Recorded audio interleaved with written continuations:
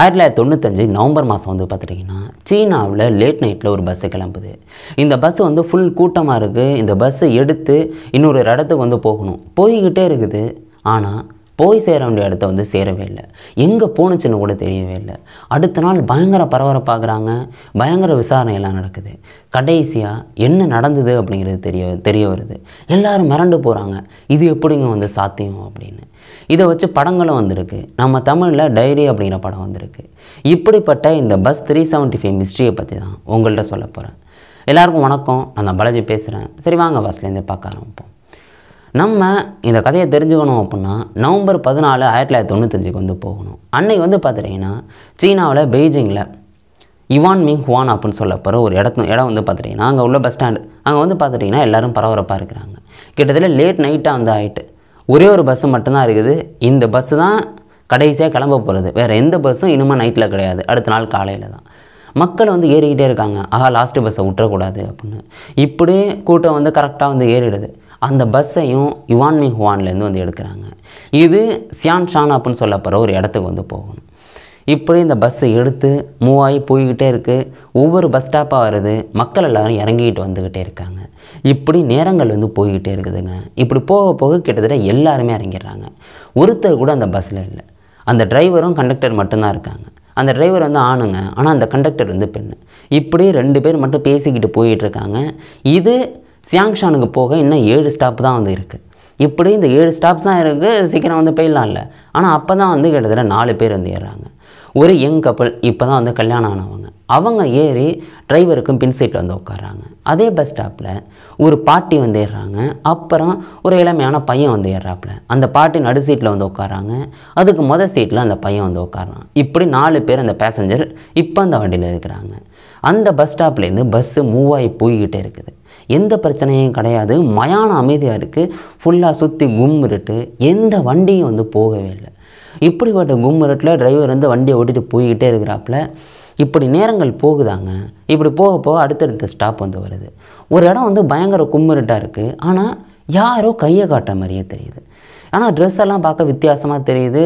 சரி, இந்த இடத்துல அவங்க டிரைவர் நிறுத்தணுங்கிற அவசியம் இல்லை. ஏன்னா பஸ் ஸ்டாண்டை தாண்டி நிற்கிறாங்க. ஆனால் வந்து என்னடா இந்த பஸ்ஸை விட்டுட்டா வேறு பஸ்ஸே கிடையாது.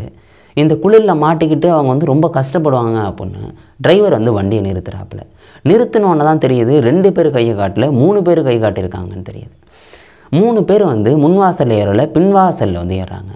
இப்படி ஏறும்போது 2 பேர் வந்து ஒருத்தனை வந்து பிடிச்சிக்கிறாங்க. நடுவில் உள்ளவன் வந்து கிட்டத்தட்ட போதையான மாதிரி இருக்கிறான். இப்படி 3 பேர் ஏறி பின் சீட்டில் வந்து உட்காடுறாங்க. இப்போ அந்த ஏற்கனவே இருந்தாங்கள்ல 4 பேர், அந்த பாட்டி, பையன், அப்புறம் அந்த கப்பிள்ஸு, அவங்க வந்து ஒவ்வொருத்தரும் மூஞ்ச பார்த்துக்கிறாங்க. யாரா அது வித்தியாசமாக வந்து உட்காடுறாங்க அப்படின்னு. திருடனாக இருப்பாங்களோ அப்போல்லாம் வந்து யோசிக்கிட்டு இருக்காங்க. இப்படி பயந்தோடனே அந்த லேடி கண்டக்டர் வந்து பார்த்துட்டு, எப்பா பயப்படாதீங்கப்பா, அவங்க திருடனும் கிடையாது, ஒன்றும் கிடையாது. இங்கே சுற்றி வந்து நாடகம் அதெல்லாம் வந்து எடுப்பாங்க. இப்படி இந்த பாரம்பரிய ட்ரெஸ் வந்து அணிஞ்சிருந்துருப்பாங்க. அப்படி அணிஞ்சிட்டு அந்த ஷூட்லாம் முடிஞ்சதுக்கப்புறம் ட்ரெஸ்ஸை மாற்றாமல் குடிச்சிருந்துருப்பாங்க. குடிச்சிட்டு என்ன பண்ணுறதுன்னு தெரியாமல் அப்படி போதையிலே வந்து கையை காமிச்சு வந்து பஸ்ஸில் ஏறிந்திருக்காங்க. நீங்கள் ஒன்றும் பயப்படாதீங்க, ஒன்றும் பிரச்சனை இல்லை அப்படிங்கிற மாதிரி அந்த லேடி கண்டக்டர் வந்து சொல்லுவாங்க. இப்படி சொல்லிவிட்டு அவங்க முன் சீட்டில் போய் உட்காந்துருவாங்க. இப்போ அந்த கப்பல்ஸ் வந்து நார்மலாகிடுவாங்க. அந்த பையன் வந்து எந்த பிரச்சனை இல்லை அப்படின்னு முன்னாடி சீட்டில் வந்து உட்காந்துருப்பான். ஆனால் இந்த பாட்டுக்கு மட்டும் ஏதோ சந்தேகமாக இருந்துக்கிட்டே இருக்குது. பின்னாடி திரும்பி பார்த்துக்கிட்டே இருக்கிறாங்க அந்த 3 பேரையும். இப்படி அவங்க திரும்பி பார்க்குறாங்க. காற்று வேறு அடிக்க ஆரம்பிக்குது. ரொம்ப குளிராக இருக்குது. இப்படி வந்து நேரங்கள் வந்து போய்கிட்டே இருக்குது. இந்த பாட்டிக்கு ஒரு வித பயம் வந்து இருந்துக்கிட்டே இருக்குது. இப்படி நேரங்கள் போக போக அடுத்தடுத்த ஸ்டாப் வந்து போயிட்டுருக்கு. அப்படி போகும்போது வந்து பார்த்துட்டிங்கன்னா அந்த கப்புள்ஸும் அவங்களோட இடம் வருது. அவங்க வந்து இறங்கிடுறாங்க. இப்போ அந்த பஸ்ஸில் பின்னாடி இருக்கிற 3 பேர், அந்த பாட்டி, அந்த பையன், அப்புறம் அந்த கண்டக்டர் டிரைவர், இவங்க மட்டும்தான் அந்த பஸ்ஸில் வந்து இருக்கிறாங்க. இப்படி வந்து பஸ்ஸு போயிட்டுருக்கா. அந்த கண்டக்டரும் டிரைவரும் வந்து பார்த்துட்டிங்கன்னா நல்லா வந்து சிரித்து பேசிக்கிட்டு வண்டியை ஓட்டிகிட்டு வந்து போய்கிட்டுருக்காங்க. இப்படி போகும்போது டக்குன்னு ஒரு சத்தம் கேட்குது. அது என்னென்னா, இந்த பாட்டி எந்திரிச்சு அந்த பையனை வந்து திட்டுறாங்க. நீ என் பணப்பையை வந்து திருடிட்ட, என் பர்ஸை நீ தான் வச்சிருக்க அப்படின்னு பயங்கரமாக திட்ட ஆரம்பிக்கிறாங்க. காலரை வந்து பிடிக்கிறாங்க. நீ தான் எடுத்துட்ட அப்படின்னு பயங்கரமாக திட்டினோடனே அந்த கண்டக்டர் வந்து இவங்க வந்து கேட்குறாங்க, என்ன பிரச்சனை அப்படின்னு. இந்த பாட்டி சொல்கிறாங்க, என் பர்ஸை அவன் வந்து திருடிட்டான் அப்படின்னு வந்து சொல்கிறாங்க. இதை வந்து அந்த கண்டக்டர் கேட்டோன்னா, என்னங்க சொல்கிறீங்க, அவன் முன்னாடி சைடில் உட்காந்துருக்கான், எப்படிங்க வந்து உங்கள் பையன் எடுத்திருப்பான் அப்படிங்கிற மாதிரி அந்த கண்டக்டர் வந்து சொல்லுவாங்க. இதே தான் அந்த பையனும் சொல்லுவான். இப்படி வாக்குவாதம் ஆகிட்டு இருக்கு. ஆனால் அந்த பாட்டி என்ன சொல்கிறாங்கன்னா, அதெல்லாம் எனக்கு தெரியாது, அடுத்த ஸ்டாப்பில் நிப்பாட்டுங்க, நான் இவனை கொண்டு போலீஸ் ஸ்டேஷனில் வந்து ஒப்படைக்கிறேன், அப்போ உண்மை தெரிய வரும் அப்படிங்கிற மாதிரி அவங்க சொல்கிறாங்க. இதை கேட்டோன்னா அந்த கண்டக்டர், சரி இந்த பிரச்சனை நமக்கு எதுக்கு, அடுத்த ஸ்டாப்பில் நிப்பாட்டிடுறோம் அப்படின்னு வந்து சொல்லிடுறாங்க. இப்படி அடுத்த ஸ்டாப் வருது. இந்த பாட்டி அவனை பிடிச்சிக்கிட்டு வந்து கீழே இறங்குறாங்க. இறங்கினதுக்கப்புறம் அந்த பஸ்ஸு இருட்டை நோக்கி வந்து போய்கிட்டுருக்கு. அந்த பஸ்ஸு கண்ணை விட்டு மறைஞ்சதுக்கப்புறம் இந்த பாட்டி வந்து சரிப்பா போகலாம் அப்படிங்கிற மாதிரி அவங்க போகிறாங்க.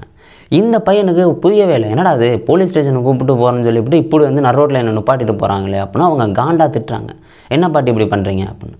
அதுங்க அந்த பாட்டி சொல்கிறாங்க, உன்னை போலீஸ் ஸ்டேஷன்லாம் கூப்பிட்டு போகல, உன்னை நான் காப்பாற்றிருக்கேன், அதுக்கு நீ எனக்கு வந்து நன்றி தான் சொல்லணும் அப்படிங்கிற மாதிரி அந்த பாட்டி வந்து சொல்லுவாங்க.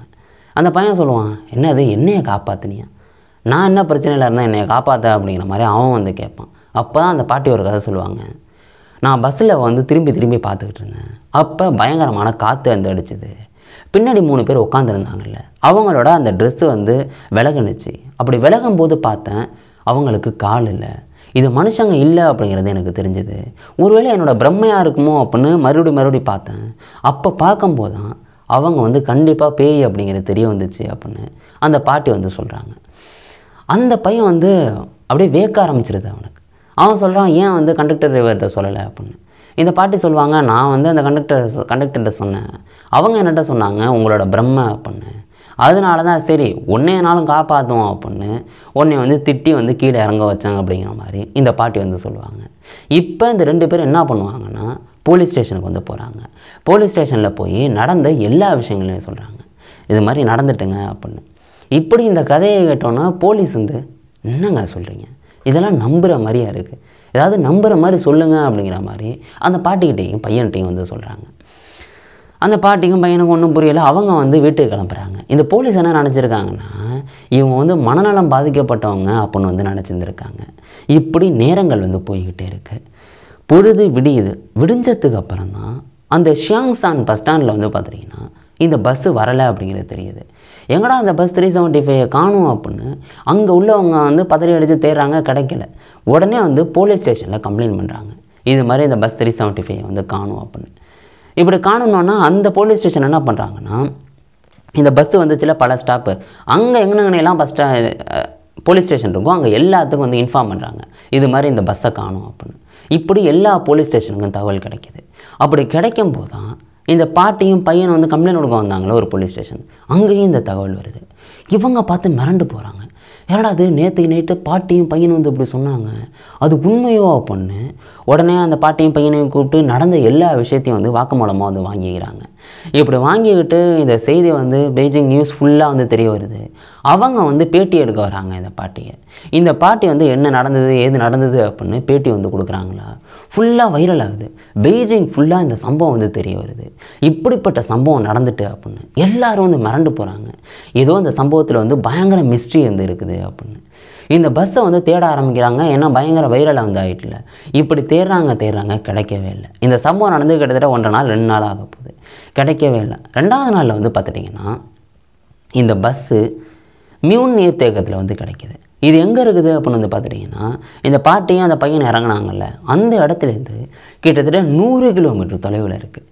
அந்த மியூன் நீர்த்தேக்கத்துலேருந்து ஒரு பஸ்ஸை எடுக்கிறாங்க. எடுத்தால் கண்டக்டர் டிரைவர் வந்து இருக்கிறாங்க, பின்னாடியே வந்து 3 பாடியும் வந்து இருக்குது. கிட்டத்தட்ட 5 பேர் இருக்கிறாங்க அந்த பாட்டி சொன்ன மாதிரி. ஆனால் அந்த கண்டக்டர் டிரைவரோட உடல் வந்து பார்த்துட்டிங்கன்னா நார்மலாக இருக்குது, உடனே இறந்தா எப்படி இருக்குமோ அதுமாதிரி உடல் வந்து இருக்குது. ஆனால் பின்னாடி இருக்கிற 3 பேரோட உடல் மட்டும் அது உடலாகவே இல்லை, கிட்டத்தட்ட அந்த அளவுக்கு சிதைஞ்சு போயிருக்கு. எப்பட்றா அது 2 நாளில் இந்த அளவுக்கு சிதைய முடியும் அப்படின்னு அந்த டாக்டருக்கே ஒன்றும் புரியலை. வேறு யாராவது மனுஷங்க வந்து இதை வந்து சிதைய வச்சுருப்பாங்களா அப்படின்னு செக் பண்ணுறாங்க, அப்படிலாம் எதுவுமே நடக்கலை அப்படின்னு டாக்டருக்கு தெரியுது. ஒன்றுமே புரியல, எப்படி இந்த 3 உடல் இப்படி சிதைஞ்சிருக்கும் அப்படின்னு. உடனே என்ன பண்ணுறாங்க அப்படின்னு வந்து பார்த்துட்டிங்கன்னா, இந்த மியூன் நீர்த்தேக்கத்தை சுற்றி எந்தெந்த வழியிலலாம் கேமரா இருக்கோ அதை எல்லாத்தையும் செக் பண்ணுறாங்க. அப்படி செக் பண்ணி பார்த்தா எந்த வழியிலையும் இந்த பஸ்ஸு வரலை அப்படிங்கிறது மட்டும் தெரியுது. அப்புறம் எப்படா அந்த இடத்துல வந்தாடா இங்கே வந்து விழுந்துச்சு அப்படின்னு போலீஸுக்கும் வந்து புரியவும் இல்லை. அதை தாண்டி வந்து பார்த்துட்டிங்கன்னா இது வந்து லாஸ்ட்டு பஸ்ஸு அப்படின்னு சொன்னால, இந்த லாஸ்ட்டு பஸ்ஸுக்கு ஃபியூல் வந்து கம்மியாக தான் இருக்கும், ஏன்னா கொண்டு போய் அந்த பஸ் ஸ்டாண்டில் வந்து போட போகிறாங்க. இப்படியே இந்த பஸ்ஸு ஃபியூல் வந்து கம்மியாக தான் வந்திருக்கு. ஆனால் எப்படி 100 கிலோமீட்டர் வந்து போக முடியும் அப்படிங்கிறது பயங்கரம் வந்து மிஸ்ட்ரியாக வந்துருக்கு. அதை தாண்டி வந்து பார்த்துட்டிங்கன்னா அந்த பெட்ரோல் டேங்கை வந்து ஓப்பன் பண்ணால் ஒரே ரத்தமாக இருக்குது. இதெல்லாம் எப்படி அப்படிங்கிற ஒரு விஷயம் வந்து புரியவே இல்லை. இப்படி வந்து நடந்துக்கிட்டு இருக்குது. இந்த சம்பவம் ஃபுல்லாக எல்லா மக்களுக்கும் வந்து தெரிய வருது. எல்லாரும் லேட் நைட்டில் அங்கே பஸ்லேயும் போகிறது கிடையாது, வேறு எந்த வண்டிலையும் போகிறது கிடையாது. இப்படி நாட்களும் மாதங்கள் வருஷங்களும் ஓடிக்கிட்டே இருக்காங்க. காலப்போக்கில் இந்த சம்பவம் மறைஞ்சு இப்போ நார்மலாக வந்து போய்கிட்டு இருக்கிறாங்க. ஆனால் இன்றைக்கு வரைக்கும் இது வாய்மொழியாக வந்து இந்த கதையை வந்து சொல்லிக்கிட்டு இருக்காங்க. 100% இது நடந்ததா அப்படிங்கிறது இது வந்து ப்ரூஃப் வந்து கிடையாது. ஆனால் எல்லா மக்களாலையும் அங்கே உள்ளவங்களால் நம்பப்படுது. இதை வச்சு தமிழில் டைரி அப்படிங்கிற ஒரு படத்தையும் வந்து எடுத்திருக்காங்க. இந்த சம்பவத்தை பற்றி நீங்கள் என்னங்க நினைக்கிறீங்க? உண்மையிலே அப்படிப்பட்ட சம்பவம் நடந்திருக்குன்னு நினைக்கிறீங்களா, இல்லைடா இது கட்டுக்கதைன்னு நினைக்கிறீங்களா? உங்கள் மனசுக்கு என்ன தோணுதோ அதை கீழே கமெண்ட் பண்ணுங்க. நாளைக்கு இன்னொரு வீடியோவில் நான் உங்களை சந்திக்கிறேன். Bye guys.